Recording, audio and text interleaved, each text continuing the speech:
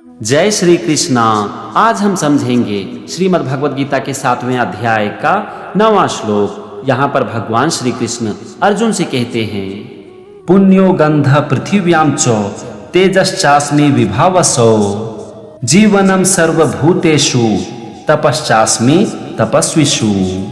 तो चलो यहाँ पर भी हम सबसे पहले श्लोक के एक एक शब्द का मतलब समझते हैं। और यहाँ पर सबसे पहला शब्द है पुण्य, और इसका यहाँ पर मतलब है पवित्र, प्योर, शुद्ध।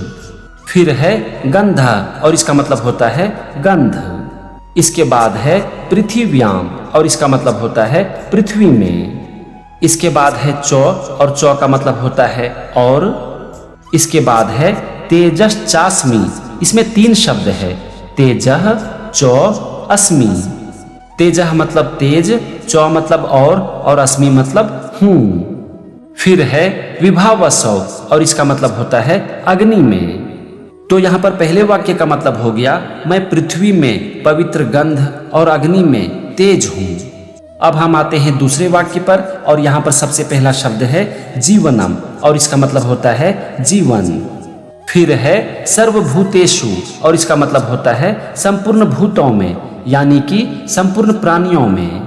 इसके बाद है तपश्चास्मि, इसमें 3 शब्द है, तपः, चौ, अस्मि। तपः मतलब तप, चौ मतलब और अस्मि मतलब हूँ। और अंतिम शब्द है तपस्विषु, और इसका मतलब होता है तपस्वियों में। तो यहाँ पर दूसरे वाक्य का मतलब हो गया, संपूर्ण प्राणियों में जीवन हूँ और तपस्वियों में तप हूँ।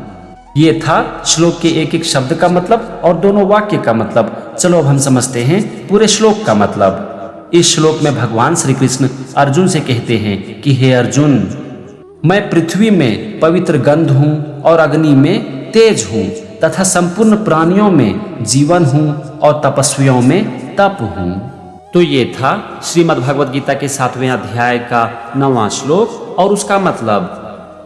अगले एपिसोड में हम समझेंगे 10वें श्लोक को।